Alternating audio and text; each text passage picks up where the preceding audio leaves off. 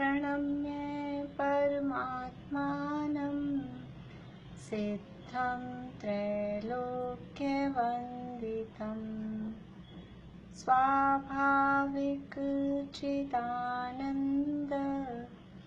स्वरूपं निर्मलाव्ययम् शुद्धजीवादिद्रव्याणां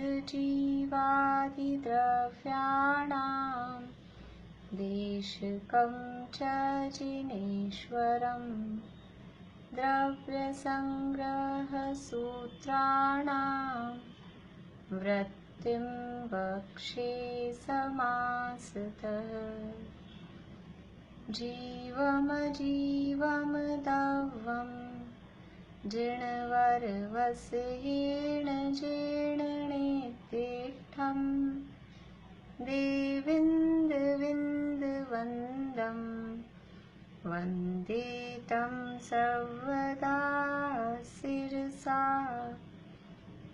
कहे जीव अजीव जिनवर वृषभ ने लोक में वे वंद्य सुरपति वृंद से वंदन करूं कर जोड़ में वर्ण रस पंचगंधा दो भाषा अठ निश्चया जीवे नो सन्ति अमुत्ति तदो व्यवहारा मुक्ति बंधादो।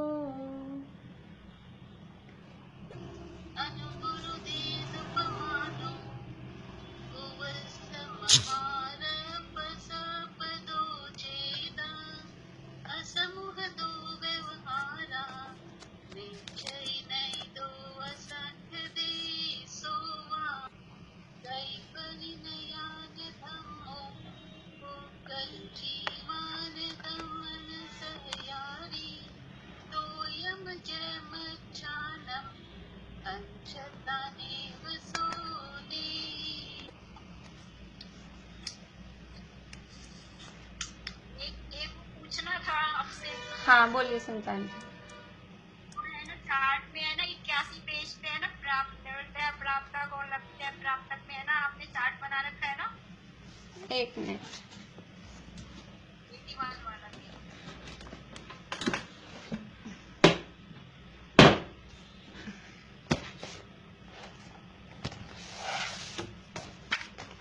81 पेज 81 पे प्राप्तक में चार्ट है ना। हाँ हाँ शरीर प्राप्ति के पूर्ण होने के पहले तक है ना प्राप्त है या अप्राप्त है वो सही है क्या। शरीर ये जो पर्याप्त देखिए जो वो तो इधर से पॉइंट चल रहे हैं ना, ये है उसका टाइम। इधर वाला जो कॉलम है ना सबसे पहले वाला कॉलम, ये जो कॉलम है, ये जो अपन लिखते हैं तो अंतर के आधार है, इस आधार पे इधर बात चल रही है। तो ये है कॉलम समय का, तो इसका समय है शरीर पर्याप्ति पूर्ण होने के पहले तक। बीच वाले का पूछ रहा है आप निर्वर्त या पर्याप्त तक का, तो वहां तक उसका टाइम है। और जो पर्याप्त लिखा है वो अगले वाले के लिए नाम कर्म। नाम कर्म कौन सा है उसके, तो पर्याप्त नाम कर्म। ये ऐसे इसके हिसाब से चल रहा है। अब वो तो छपा हुआ होता है तो बीच बीच में समझ लो लाइन खिंची होती है या उस तरह से होता है। यहाँ पर ने लिखा है ना तो वो मिक्स जैसा। आप यहाँ पूर्ण विराम लगा लीजिए, शरीर पर्याप्ति पूर्ण होने के पहले तक, इसके बाद में फुल स्टॉप लगा लीजिए तो आपको कंफ्यूज नहीं होगा।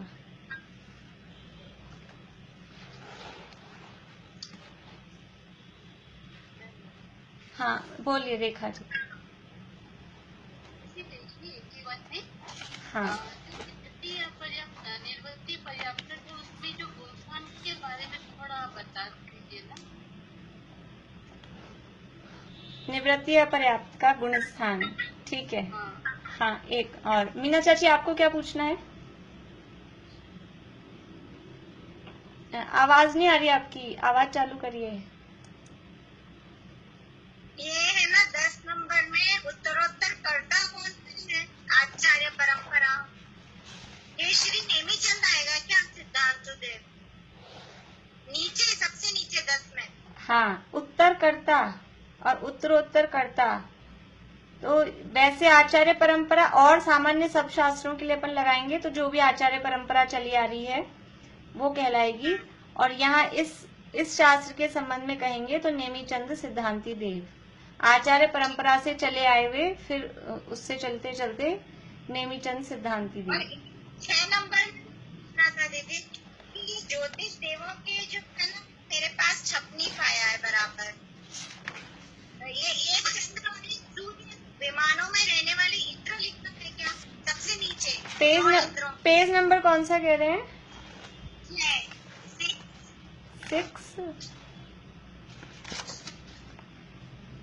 ज्योतिष देवों के दो इंद्र, एक सूर्य और एक चंद्र। अच्छा, 2 इंद्र लिखना है। हाँ, 2 इंद्र। हाँ, तो ठीक है। ठीक।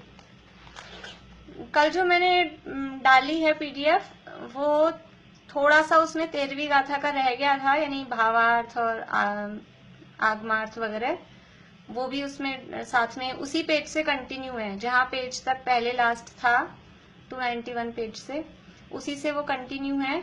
और अभी वो पूरी नहीं हुई है 14वीं गाथा। जितना मैंने लिख दिया था उतना मैंने डाल दिया है, और कोई ऐसा कुछ गलती कुछ ऐसा हो तो आप लोग बता देना। ज्यादा मैं दोबारा देख भी नहीं पाई हूँ उसको, कुछ लिखने में ऐसा हो तो अभी इसके बाद में और आए कुछ पेज और होंगे। अभी वो बहिरात्मा अंतरात्मा वाला वो प्रकरण अभी नहीं लिख पाई हूँ, वो और होगा। ठीक है, एग्जाम कब है इसका? कब रखना? नहीं हुई, फाइनल कर लें। पढ़ाई नहीं है आज 2 तारीख है ना, 2 तारीख है तो 10 दिन बाद रख लें। वो डे देखना था ना, वो डे देखने की ध्यान ही नहीं रही। 12-13 तक क्या डे आएगा? दीदी 15 तक रख लो। 15 तक? 15 को डे देखिए आप लोग, कोई मोबाइल के हाथ में हो तो किसी के। ये एक मिनट बताइए। हाँ, पीडीएफ को जो प्रिंट आउट निकालते हैं तो हमारे सूतक लगा है। आज वो फूलचंद जी चाचा जी के ब्रदर की डेथ हुई। अच्छा, पाशो आंटी के ब्रदर की। अच्छा, तो वो सूतक में हम ये पीडीएफ का जो प्रिंट निकालेंगे वो देख सकते हैं क्या? अब 3 दिन हाथ मत लगाइए, मतलब वो जितना पीढ़ी का हिसाब है तो 3 दिन तो मत लगाइए। पापा जी के रियल चाचा के बेटे। तो फिर अभी रुकिए, फिर वो पीडीएफ तो वही हो जाएगा ना, ग्रंथ ही अपना, मतलब वही चीज है। फिर अभी हाथ मत लगाइए, फोन से पढ़ लीजिए। और अभी मैं पेपर मतलब मेरे एक रफ पैड पे लिख तो सकती हूँ ना? हाँ, पढ़ाऊंगी। थर्सडे पढ़ेगा 15 को। थर्सडे? हाँ, मैं सोची थी सैटरडे को रख लिया करें तो थोड़ा वो लास्ट में हो जाता है। कितने दिन का रखना चाहिए? सैटरडे को 17 है या फिर 10 है? उसके पहले 10 है, उसके बाद में 17 का रख लीजिए। हाँ, 17 का भी पढ़ाई नहीं हुई दीदी बिल्कुल भी। ठीक है, फिर 17 फाइनल कर ले। हाँ, थैंक यू दीदी। 17 फाइनल कर ले, सबको दिक्कत नहीं किसी को भी। फिर 17 तारीख फाइनल है, वो जो कोर्स अभी दे रखा है 14 गाथा तक, वहां तक का होगा। हाँ, हाँ। और मीनू दी, आप वो सूतक तो वो पूरा 10 दिन का ही रहेगा, फिर 10 दिन ही चलेगा ना पूरा। एक क्वेश्चन पूछ सकती हूँ? हाँ, बोलिए।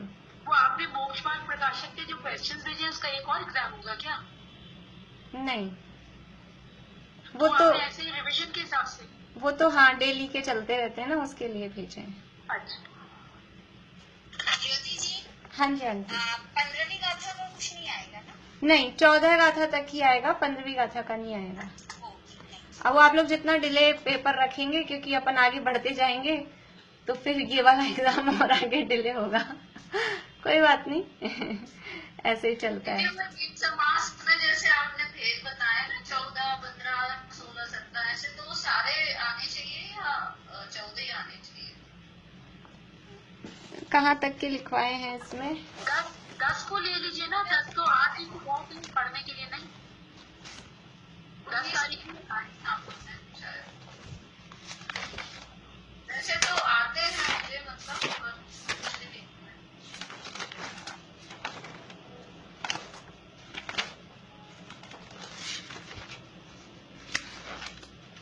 नोट्स में थोड़ा ना दिए हैं उतने आगे के ज्यादा भेद, नोट्स में नहीं दिए हैं ना, वो क्लासेस में।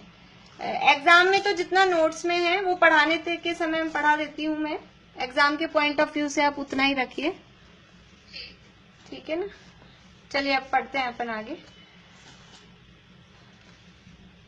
गाथा कल 17 हुई थी, धर्म द्रव्य का स्वरूप देखा था। अब आज हमें देखना है अधर्म द्रव्य का स्वरूप। एक बात और बता दीजिए। हाँ बोलिए। कला में स्वभाव, पुरुषार्थ, होनहार, काल, लब्धि, इतनी उदास प्रेरक है। देखिए ये निमित्त नहीं है। स्वभाव, पुरुषार्थ, होनहार, काल, लब्धि, ये निमित्त नहीं है, ये निमित्त के भेद नहीं थे, ये 5 समवाय हैं। तो है। हाँ आपने एक बार बताया, अभी बताया उस वक्त कि उदासीन है या क्या क्या बताया? वही मैं कह रही हूँ कि ये जो आप, ये निमित्त के भेद नहीं है। उदासीन और प्रेरक तो निमित्त के भेद हैं।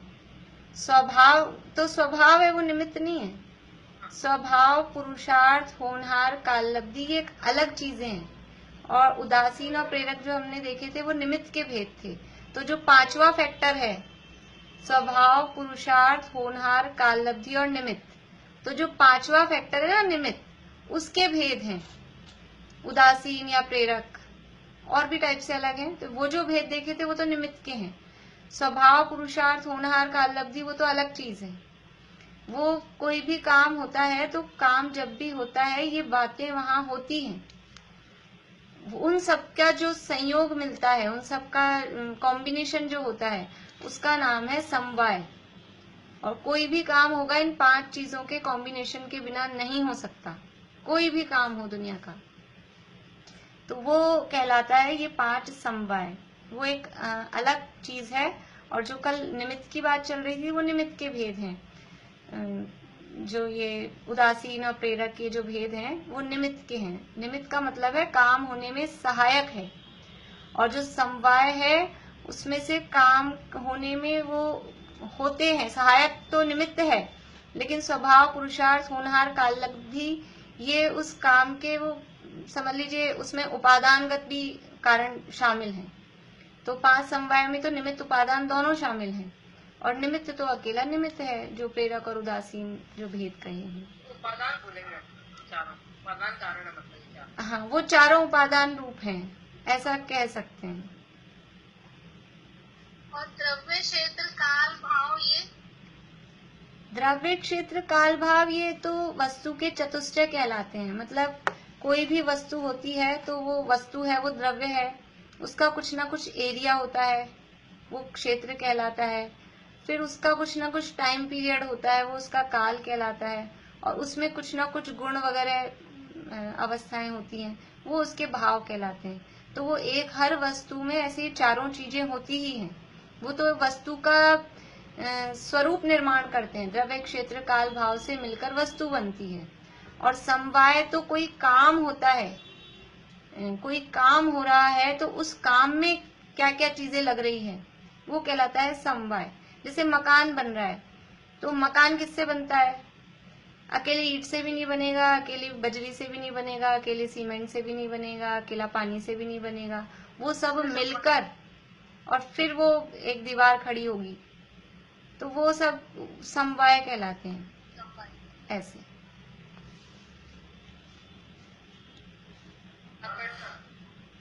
कारपेंटर बोला तब। देखिए गाथा नंबर 18। अब अधर्म द्रव्य का स्वरूप बताते हैं। पेज नंबर 65, 65 नंबर का पेज है वृहद द्रव्य संग्रह में। ठाण जुदान अधम्मो, रेखा भाभी बोलिए।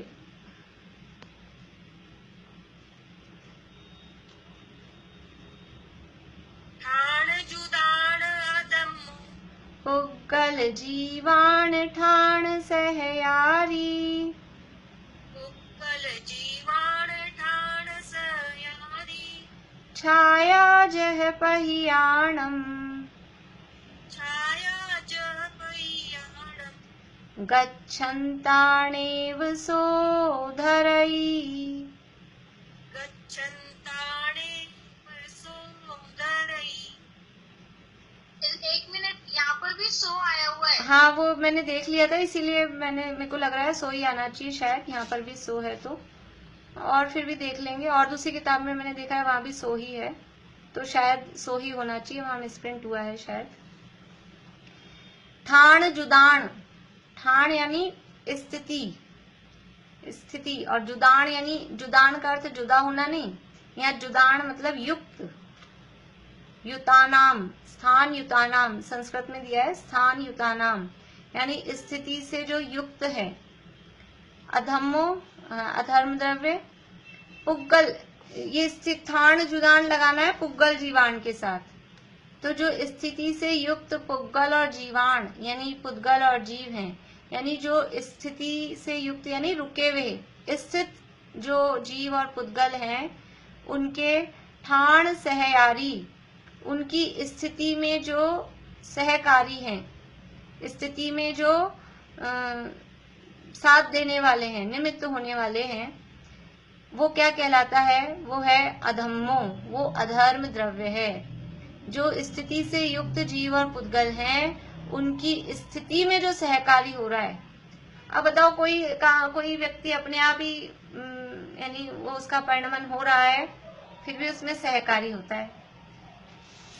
बच्चे बड़े होते हैं, हमने अपने बच्चों को 10 साल का करा, 12 साल का करा, 20 साल का करा, 25 साल का करा, तो कैसे करा हमने कितने साल में करा? कितने साल में 10, 15, 20 साल का किया बच्चों को? 10, 15, 20 साल में किया। लेकिन वो जो 10, 15, 20 साल के हुए, उनके वो बड़े होने में हम क्या होते हैं? बस निमित्त होते हैं। हम नहीं होते तो भी वो बड़े तो होते ही हैं, बड़े तो होते ही हैं, कोई और कुछ और उसमें निमित्त फिर कहेंगे। तो ऐसे ही जो जीव और पुद्गल अपने आप स्थित हैं, रुके हुए हैं, उनकी स्थिति में जो सहायक है, अब वो स्थित तो अपने आप ही हैं, अपने आप स्थित हो रहे हैं, फिर भी उनके स्थित होने में जो सहकारी है, सामने दिखाई दे रहा है, वो उसके निमित्त कहा जाता है। ऐसा वो अधर्म द्रव्य कहलाता है। उदाहरण दे रहे हैं गाथा में, छाया जह पहियाणम, छाया यानी छाया, धूप और छाया वाली जो छाया है, जहाँ धूप नहीं है ऐसा स्थान, वो छाया। जह यानी जिस प्रकार से, पहियाणम यानी पथिकों को, यात्रियों को, पथिकों को जैसे छाया रुकने में निमित्त होती है। कहीं वेट करना है, सफर में जा रहे हैं, तो कहाँ वेट करते हैं, कहाँ गाड़ी खड़ी करते हैं? छाया देख के गाड़ी खड़ी करते हैं, धूप चला के धूप में कौन करता है? अब जगह नहीं मिलती है शहर में, वो बात अलग है, लेकिन कहाँ गाड़ी खड़ी करना चाहते हैं, कहाँ गाड़ी रोकना चाहते हैं? कि छाया। तो जिस तरह से वो वृक्ष की छाया पथिकों के रुकने में निमित्त होती है। किसको रुकने में निमित्त होती है? हर कोई व्यक्ति रुक जाता है क्या? कि जिसको वेट करना है, रुकना है, तो फिर वो छाया उनके वहां रुकने में निमित्त होती है। बाकी जो चले जा रहे हैं, जिनको रुकना ही नहीं है, उनको छाया कुछ करती भी नहीं है। तो जो ऐसे ही जो स्वयं स्थित हो रहे हैं जीव और पुद्गल, उनकी स्थिति में जो सहायक है, वो अधर्म द्रव्य है। जैसे पथिकों को रुकने में छाया निमित्त होती है। गच्छन्ता यानी जो जा रहे हैं, चले जा रहे हैं, जो नहीं रुक रहे हैं, चल रहे हैं। नेव, नेव का संधि विच्छेद है न एव, न यानी नहीं, एव यानी ही, न एव नेव नहीं ही। सो धरई, सो यानी वह, धरई यानी रोक लेता है, स्थित कर लेता है। यानी जो गमन करने वाले हैं, उनको वो नहीं ही रोकता है। यानी ऐसा नहीं है कि वो छाया जबरदस्ती पकड़ के अब रुकना पड़ेगा, यहाँ मैं छाया किस लिए हूँ, तुमको तो रुकना ही पड़ेगा, तुमको तो रुकना ही पड़ेगा। ऐसा जबरदस्ती किसी को नहीं रोकती। ऐसे ही जो अधर्म द्रव्य है, वो जो गमन कर रहे हैं, चलते जा रहे हैं जीव और पुद्गल, उनको वो जबरदस्ती नहीं ही रोकता है। न एव, नेव धरई, ऐसा लगता है अपने को, गच्छन्ता और नेव तो इधर आ गया, सो धरई, तो ऐसा लगता है कि वो उनको रोक देता है, सो धरई उनको रोक देता है, लेकिन वो नेव शब्द आया है, नेव यानी नहीं रोकता है। देखिए गाथार्थ, स्थिति युक्त पुद्गल और जीवों को स्थिति में सहकारी कारण। हाँ निशा आंटी बोलिए। वो उस गाथा में सोई है, मनोहर जी वर्णी की किताब मेरे पास नहीं हाँ सो ही होगा वैसे, सो ही कर लीजिए उसको। 17 नंबर की गाथा में तोयम जहम अच्छाणम अच्छंताणेव सोणी।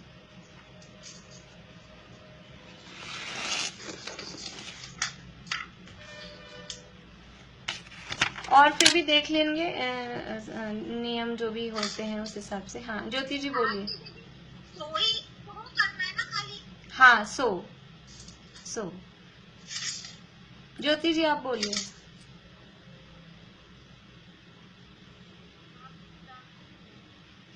आवाज नहीं आ रही आपकी।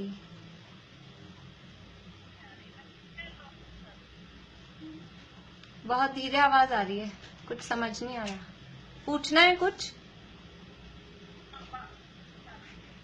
चलिए मैं गाथा पढ़ती हूँ, फिर बाद में देखते हैं। स्थिति युक्त पुद्गल और जीवों को स्थिति में सहकारी कारण अधर्म द्रव्य है। जिस प्रकार छाया यात्रियों की स्थिति में सहकारी है, उसी प्रकार गमन करते हुए जीव और पुद्गलों को अधर्म द्रव्य स्थिर नहीं करता है। जो गमन कर रहे हैं उनको रोक ले ऐसा नहीं है, जो खुद रुकते हैं उनके रोकने में निमित्त बनता है अधर्म द्रव्य, और जो खुद चलते हैं उनके चलने में निमित्त बनता है धर्म द्रव्य। वो धर्म द्रव्य जबरदस्ती चलाता नहीं है, अधर्म द्रव्य जबरदस्ती रोकता नहीं है।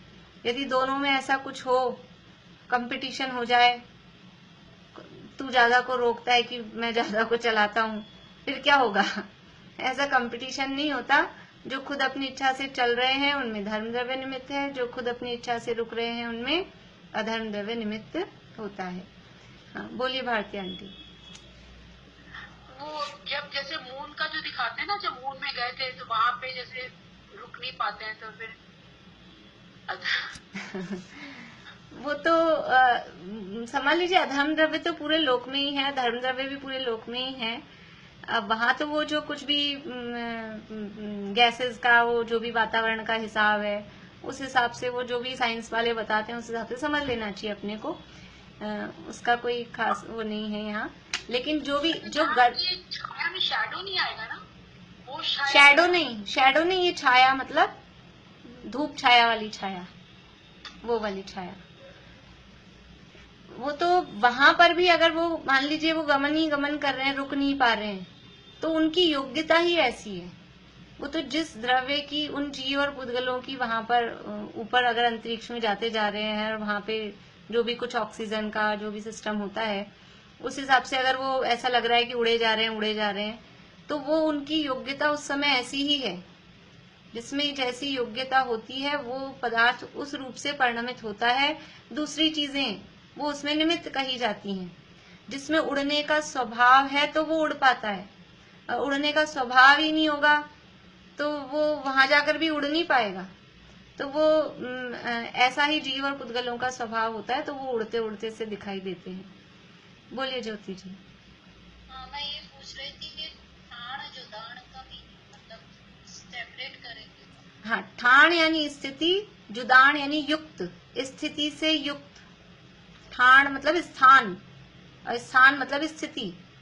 तो स्थिति से युक्त यानी जो रुक रहे हैं, जो खुद रुक रहे हैं, वो जीव और पुद्गल। जैसे पीछे दिया था गई परिणयान, तो जो गति से परिणमित हैं। अब यहाँ दिया है ठाण जुदान, जो स्थिति से युक्त हैं, ऐसा।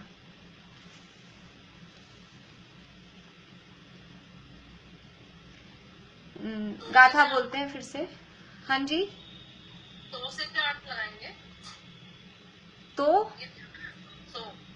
सो यानी वह, सो यानी वह, सो का मतलब है सह, संस्कृत में वह अधर्म द्रव्य।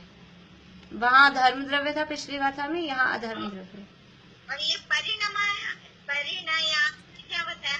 परिणयान यानी पिछली गाथा का पूछ रहे हैं आप, वो परिणमित होते हुए, गति रूप जो परिणमन कर रहे हैं, ऐसा।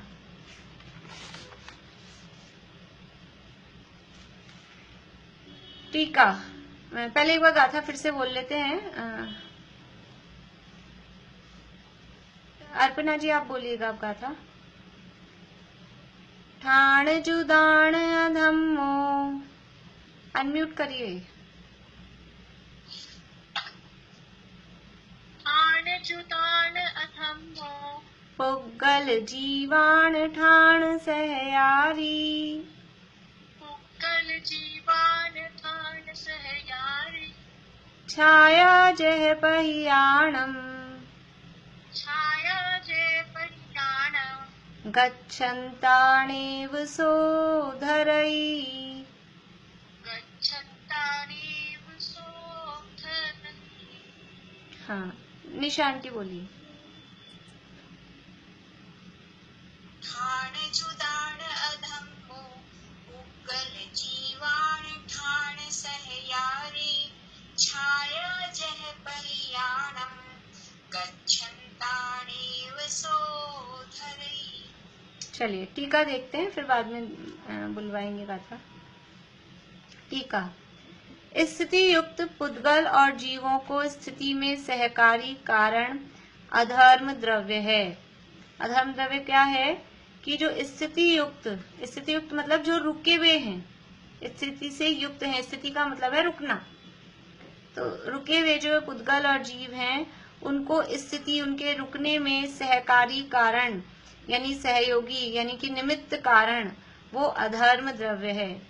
वहां दृष्टांत, जिस प्रकार छाया यात्रियों की स्थिति में सहकारी है उसी प्रकार जैसे कि जो छाया है वो यात्रियों को रुकने में सहायक होती है। स्वयं गति करते हुए जीव और पुद्गलों को वह स्थिर नहीं करता है। जो चल रहे हैं, गति कर रहे हैं, गति करते हुए जीव और पुद्गलों को स्थिर नहीं करता है। वह इस प्रकार, अब वापस से उदाहरण दे रहे हैं, फिर से सिद्ध भगवान का ही उदाहरण दे रहे हैं। पीछे भी सिद्ध भगवान को उदाहरण बनाया था गति के लिए, यहाँ पे भी सिद्ध भगवान को ही उदाहरण बना रहे हैं। स्व संवेदन से उत्पन्न सुखामृत रूप परम स्वास्थ्य यद्यपि निश्चय न से स्वरूप में स्थिति का कारण है। अपने स्वरूप में, अब स्थिति की बात है ना, तो जीव कहाँ स्थित होता है, कहाँ स्थित होता है वो तो बात अभी कहाँ है वो बात अलग है, लेकिन कहाँ स्थिर होना चाहिए, जीव को कहाँ स्थित रहना चाहिए। और वास्तव में देखा जाए तो जीव कहाँ स्थित है कि अपने स्वरूप में, स्वरूप में स्थित, अपने स्वरूप में ही प्रत्येक द्रव्य स्थित होता है। कैसे होता है? निश्चय न से, निश्चय न से स्वरूप में ही स्थित होता है। लेकिन उस स्वरूप में स्थिति का कारण क्या है? निश्चय न से स्व संवेदन से उत्पन्न सुखामृत रूप परम स्वास्थ्य, जो अपना स्व संवेदन, आत्मा का जो अनुभव हुआ, आत्मा के अनुभव से जो सुख उत्पन्न हुआ, अपनी आत्मा का अनुभव किया और आत्मा के अनुभव से कुछ अनुपम अतीन्द्रिय सुख की उत्पत्ति होती है, वो सुख की प्राप्ति होती है। तो अपनी आत्मा के संवेदन से जो सुख रूपी अमृत हुआ वो ही है परम स्वास्थ्य, अपना स्वास्थ्य। कल एक दो दिन पहले भी बात हुई थी अपनी स्वास्थ्य के संबंध में कि स्वरूप में स्थित होना वो ही स्वस्थ है और वो स्वरूप स्थिति ही स्वास्थ्य है, स्वास्थ्य रूप दशा है। तो स्व संवेदन से उत्पन्न सुखामृत रूप परम स्वास्थ्य यद्यपि निश्चय ऐसे स्वरूप में स्थिति का कारण है कि अपने स्वरूप में स्थिति, कोई जीव कहीं क्यों रुका रहता है। समझ लीजिए बच्चे नानी के घर जाते हैं, नानी के, तो वहां क्यों रुके रहना चाहते हैं? मजा आता है, खूब लाड चाह होते हैं, खेलने कूदने को मिलता है, कोई रोक टोक नहीं होती, तो वो वहां उनकी स्थिति का कारण है, वो वहां रुके रहना चाहते हैं। हम कहीं जाते हैं तो जहां हमको बढ़िया अनुकूलताएं मिलती हैं, सारी व्यवस्थाएं बराबर मिलती है, वहां हम रुके रहते हैं। और ऐसी कहीं हम जाएं और वहां समझ लीजिए कहीं गए यात्रा पे और कमरा भी एकदम समझ लीजिए मिला नहीं, बड़ी मुश्किल से छोटा सा मिला कोठरी के जैसा, और फिर मच्छर बहुत थे और भोजन की व्यवस्था भी बिल्कुल गड़बड़ थी। फिर हमको लगता है बार बार में वहां जाया जाए या रुके रहें, 2 4 10 दिन रुक जाए वहां पर, कि फिर हम नहीं रुक सकते। लेकिन जहां आनंद आता है, जहां आनंद आता है तो वहां वो रुके रहने का कारण होता है। तो अपने आत्म स्वरूप में जो आनंद आता है वो आत्म स्वरूप का आनंद, वो अपने स्वरूप में स्थिति का कारण है, अपने स्वरूप में रुके रहने का कारण है। स्व संवेदन से उत्पन्न सुखामृत रूप परम स्वास्थ्य यद्यपि निश्चय न से स्वरूप में स्थिति का कारण है। तथा ये कोई गाथा दी है, सिद्धोहम शुद्धोहम अनंत नाणाई गुण समेद्धोहम देह पमाणो निच्चो असंख देशो अमोत्तोच। इसका अर्थ है सिद्धोहम यानी मैं सिद्ध हूँ, शुद्धोहम यानी मैं शुद्ध हूँ, अनंत नाणाई गुण अनंत ज्ञानादि गुणों का, समिद्धो यानी उनको धारण करने वाला हूँ, अहम मैं अनंत ज्ञानादि गुणों को धारण करने वाला हूँ, देह प्रमाणो मैं देह प्रमाण हूँ, नित्यो यानी नित्य, असंख्य देशो असंख्य प्रदेशी और अमूर्तो यानी अमूर्त हूँ। इस गाथा में कथित सिद्ध भक्ति रूप से पहले सविकल्प अवस्था में सिद्ध भी जिस प्रकार भव्यों को सहकारी कारण होते हैं, उसी प्रकार अपने उपादान कारण से स्वयमेव स्थिति करते हुए जीव और पुद्गलों को अधर्म द्रव्य स्थिति का सहकारी कारण है। लोक व्यवहार से छाया अथवा पृथ्वी की भांति, इस प्रकार सूत्रार्थ है। लेकिन निश्चय से तो अपने स्वरूप में स्थित रहने का क्या कारण है कि स्वरूप में से जो आनंद आ रहा है ना, वो आनंद हमको वहाँ टिकाए रखता है, वहाँ टिकाने का वो कारण बनता है, या बार बार में उसमें टिकने के लिए, उसमें जाने के लिए वो प्रेरित करता है। निश्चय न से तो अपने स्व संवेदन से उत्पन्न आनंद वो अपने स्वरूप में स्थिति का कारण है। लेकिन व्यवहार से क्या है कि ये जो सिद्धों की भक्ति की, मैं सिद्ध समान हूँ, मैं शुद्ध हूँ, सिद्ध जैसा मूर्तिक हूँ, जो अपन ने समझ लीजिए निक्कम्मा अठ गुणा किंचुणा चरम देह दो सिद्धा, तो ऐसा सिद्ध भगवान का स्वरूप जानकर ऐसा ही मैं हूँ। तो इस प्रकार से जो सिद्ध भक्ति रूप पहले सविकल्प अवस्था में सिद्ध भी जिस प्रकार भव्यों को सहकारी कारण होते हैं, यानी व्यवहार से अपने उस स्वरूप में स्थिति का कारण क्या कहे जा रहे हैं कि वो सिद्ध भगवान। निश्चय से तो अपना जो स्वरूप में आनंद आया, वो आनंद ही हमें हमारे स्वरूप में स्थिति का कारण है। लेकिन व्यवहार से वो सिद्ध भगवान का स्वरूप कि वो ऐसे सिद्ध भगवान हैं, वो भी ऐसे शुद्ध हैं, नित्य हैं, अमूर्तिक हैं, आनंदमयी हैं, तो वो सिद्ध भगवान को देखकर और फिर हमें वापस अपने स्वरूप में स्थित होने की प्रेरणा मिलती है। तो बाहर में वो सिद्ध भगवान जैसे जीवों को अपने स्वरूप में स्थिति के कारण होते हैं, उसी प्रकार से जो जीव और पुद्गल स्वयं गमन करते करते जो रुक रहे हैं, उन जीव और पुद्गलों के रुकने में अधर्म द्रव्य सहायक होता है। अपन तो जो यहाँ सिद्धांत बताना चाह रहे हैं ना, उस सिद्धांत से उदाहरण को समझ लेते हैं, अपने को उदाहरण ज्यादा कठिन पड़ रहा है। जैसे वृक्ष की छाया पथिकों को ठहरने में निमित्त होती है, वैसे ही स्वयं रुकते हुए जीव और पुद्गलों को ठहरने में अधर्म द्रव्य निमित्त है। ठीक है। अब जैसे स्वयं रुकते हुए जीवों और पुद्गलों को, स्वयं रुकते हुए जीवों और पुद्गलों को रुकने में अधर्म द्रव्य निमित्त है, वैसे ही जो जीव स्वयं अपने आत्म स्वरूप में स्थित होते हैं, उनको सिद्ध भगवान का जो स्वरूप है, सिद्ध भगवान की जो भक्ति है, वो उनको आत्म स्वरूप में स्थित होने में निमित्त होती है। जीव आत्मा में जो लीन हो रहा है, आत्म स्वरूप में जो स्थित हो रहा है, वो हो तो रहा है अपनी खुद की योग्यता से ही, अपने खुद के जो आनंद आया और वो उस योग्यता उसको उसमें ऐसी हुई, तो स्थित हो रहा है अपनी योग्यता से ही। लेकिन उसमें निमित्त कौन होते हैं कि वो सच्चे देवशास्त्र गुरु ही उसमें निमित्त होते हैं। तो यहाँ सिद्ध भगवान को लिया कि ऐसे सिद्ध भगवान की जो भक्ति है, जो पहले भक्ति की गई। देखो, जब भी कभी आत्मा का अनुभव होता है, कोई जीव आत्मा के अनुभव की दशा में है, तो सीधा विषय भोगते हुए, टीवी देखते हुए, लड़ाई झगड़ा करते हुए, ऐसी स्थिति में कोई है और एकदम से फिर वो आत्मा का अनुभव हो गया उसको, ऐसा नहीं होता है। ऐसा अगर ऐसा भी दिखाई दे रहा है कि कोई अभी युद्ध क्षेत्र में था और अभी आत्मा, तो भी उसके बीच में उसके परिणामों में वो पहले शुभ भाव आते ही हैं, और वो शुभ भाव अशुभ से विषय कषाय क्रोधमान माया लोभ के लड़ाई झगड़े के जो भी परिणाम चल रहे थे, वो परिणाम जैसे ही रुकते हैं, उनके बाद में फिर कुछ शुभ भाव देवशास गुरु के प्रति भक्ति रूप, आत्मा के स्वरूप के चिंतन रूप, वो भी शुभ भाव है। मैं आत्मा का स्वरूप का चिंतन कैसे करेंगे, किस रूप में करेंगे कि मैं जीव हूं तो कैसा है मेरा स्वरूप, कि सिद्ध के भगवान के समान, अनंत भगवान के समान ऐसा मेरा स्वरूप है, मैं शुद्ध हूं। तो वो शुद्धता की को पहचानेंगे कैसे, उसकी मैचिंग किससे मिलाएंगे? तो वो मैचिंग मिलाने के लिए सिद्ध भगवान है। मैं नित्य हूँ, उत्पाद वैसे सहित हूँ।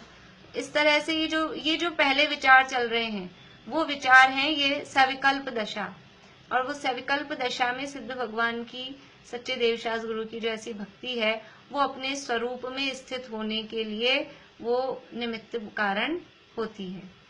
जैसे छाया जीवों के रुकने में सहायक होती है, अधर्म द्रव्य जीवों के रुकने में सहायक होता है, ऐसे सिद्ध भगवान की जो भक्ति है वो अपने स्वरूप में स्थित होने के लिए सहायक होती है। फिर से पढ़ते हैं एक बार। स्व संवेदन से उत्पन्न सुखामृत रूप परम स्वास्थ्य यद्यपि निश्चय न से स्वरूप में स्थिति का कारण है, तथा मैं सिद्ध हूँ, मैं शुद्ध हूँ, अनंत ज्ञानादि गुणों का मैं धारक हूँ, मैं देह प्रमाण, अनित्य, असंख्य प्रदेशी और अमूर्त हूँ। इस गाथा में कथित सिद्ध भक्ति रूप से पहले सविकल्प अवस्था में सिद्ध भी जिस प्रकार भव्यों को सहकारी कारण होते हैं, उसी प्रकार अपने उपादान कारण से स्वयं स्थिति करते हुए जीव और पुद्गलों को अधर्म द्रव्य स्थिति का सहकारी कारण है। लोक व्यवहार से छाया अथवा पृथ्वी की भांति। पृथ्वी की भांति मतलब में नित्य है, आपने अनित्य बोला, नित्य है, नित्य लिखा है। सॉरी, नित्य ही है, अनित्य निकल गया मेरे मुंह से। नित्य, ये ना देह प्रमाण नित्य, इसी के लिए बोल रहे हैं ना। हाँ। देह प्रमाण नित्य।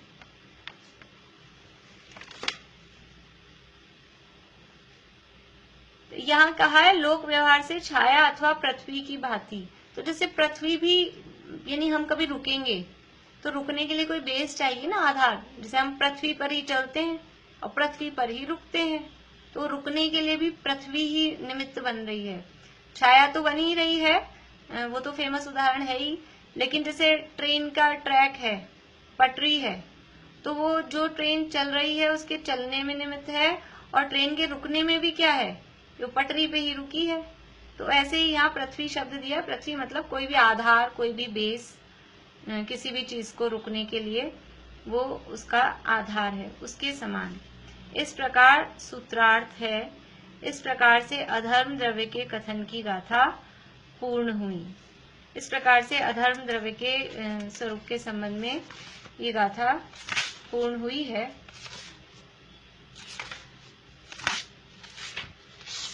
अभी गाथा बोल लेते हैं अपन, अब आज ही जो भी लोग। बहुत अच्छा लग रहा है, स्वाध्याय बहुत अच्छा हो रहा है साथ साथ। हाँ, ये तो स्वाध्याय का ही मतलब ग्रंथ है, ये इंफॉर्मेटिव नहीं है। ये तो अपन ने समझ लीजिए गुणस्थान और मांगना स्थान में वो उसको इंफॉर्मेटिव रूप में पढ़ा, मतलब ऐसा। लेकिन ये स्वाध्याय ये आत्म भावना के लिए, अपनी आत्मा में समझ लीजिए, आत्मा की महिमाएं, आत्मा में जाने की हमें भावना मिले, वैसा आध्यात्मिक ग्रंथ है ये बिल्कुल। अभी लेकिन आगे इसमें भी 3 लोग का वर्णन भी आने वाला है। जो लोग अभी उसमें पढ़ रहे हैं तो अपन फास्ट ही लेंगे, इसमें रीडिंग जैसा ही करेंगे, क्योंकि अभी वहाँ चल ही रहा है अपना पूरा डिटेल से तत्वार सूत्र में। तो इसमें अभी आगे वर्णन सारे आएंगे।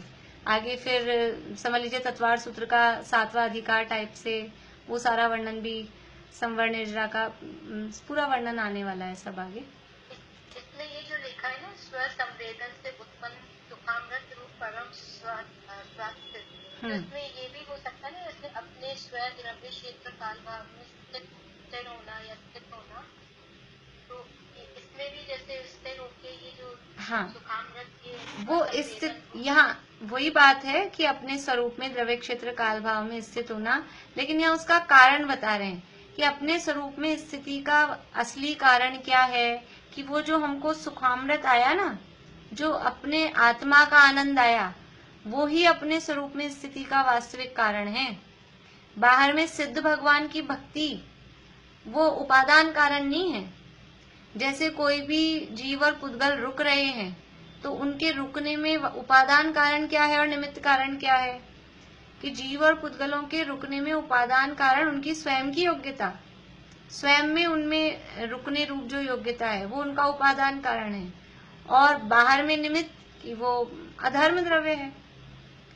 जैसे छाया पथिकों के रुकने में कारण है, वो तो निमित्त कारण है, और उपादान कारण क्या है कि उनको रुकना था, खुद को भोजन करना है, कि कोई रेस्ट लेना है, वेट करना है, तो उनको खुद को रुकना है, वो उनका उपादान कारण है। ऐसे ही ये अपने स्वरूप में स्थित होने का निश्चय से वास्तविक उपादान कारण क्या है, कि ये जो स्व संवेदन से उत्पन्न जो सुखामृत है, जो अपने आत्मा के अनुभव का आनंद आया, उस आनंद से बार बार में, जैसे एक बार बच्चे को आइसक्रीम चटा दो, टॉफी चटा दो, अब वो बार बार में उसको प्राप्त करना चाहता है, तो वो जो उसको आनंद आया है ना उसमें आइसक्रीम में से, वो उस आइसक्रीम में स्थिति का कारण है। वो बार बार में उसको आइसक्रीम चाहिए, आइसक्रीम चाहिए, वो उसका असली कारण है। ऐसे ही जो आत्मा का अनुभव हुआ एक बार और फिर उसमें जो आनंद आया, तो अब वो टिके रहना चाहता है, स्थिति का कारण वो है।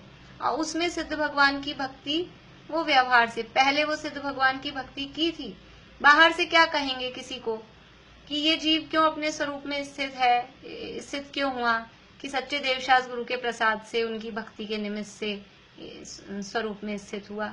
तो वो जो है वो व्यवहार कारण है, निमित्त कारण। व्यवहार कारण मीन्स निमित्त कारण है, और असली कारण क्या है कि अंदर से जो आनंद आया, वो आनंद वो उसमें उपादान कारण है।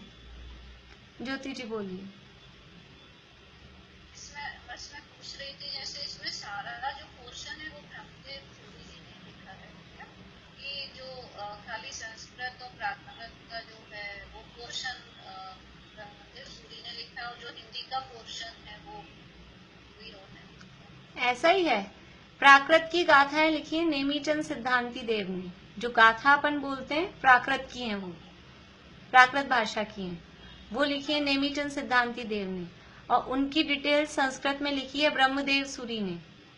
हम लोगों को संस्कृत इतनी अच्छी नहीं आती, हम डायरेक्ट संस्कृत से पढ़ सकें, तो हम हिंदी अनुवाद इसमें किया है, आगे नाम दिया है पंडित राज किशोर जी जैन, उन्होंने उसका हिंदी अनुवाद किया। शुरू में लिखा है, पहले इसका गुजराती अनुवाद हुआ था संस्कृत टीका का, ब्रजलाल गिरधर लाल शाह, पहले उन्होंने गुजराती अनुवाद किया था, और उनके गुजराती अनुवाद से पंडित राज किशोर जी जैन हैं कोई, उन्होंने वो हिंदी ट्रांसलेशन किया। तो हम वो हिंदी उस संस्कृत की ही है। हम इतने सब संस्कृत के समझ लीजिए ऐसे अभ्यासी नहीं है कि डायरेक्ट संस्कृत से पढ़ सकें, इसलिए हम हिंदी अनुवाद से पढ़ते हैं, पर बात वही है जो ऊपर संस्कृत में दी गई। हाँ जी, हिंदी भी थोड़ी अलग है, मतलब हाँ वो अभी समझ लो अब 10 मतलब 30 40 50 साल पुरानी होगी ना, तो उसमें फर्क पड़ जाता है। अब आज की टोन में अभी सब स्टाइल ही चेंज हो गई किताबों की, अब तो सब पीपीटी फॉर्म में बनती हैं सब चीजें, और पुरानी आप शास्त्र देखो तो इतने बारीक अक्षर एक साथ सब कुछ लिखा हुआ रहता है, तो वो तो स्टाइल फर्क तो पड़ता है, 10 20 30 40 साल में सब चेंज होता रहता है ऐसा। चलिए अभी ऐसे करते हैं, केवल 3-4 लोग बोल लेते हैं गाथा, वैसे तो रहने देते हैं, फिर वो थोड़ा ब्रेक भी हो जाएगा, कल ही बोलेंगे गाथा। अभी यहीं पूरा करते हैं, 41 हो गए हैं, फिर आगे देर होती है। जय जिनेन्द्र। जय जिनेन्द्र, थैंक यू। जय जिनेन्द्र। जय जिनेन्द्र।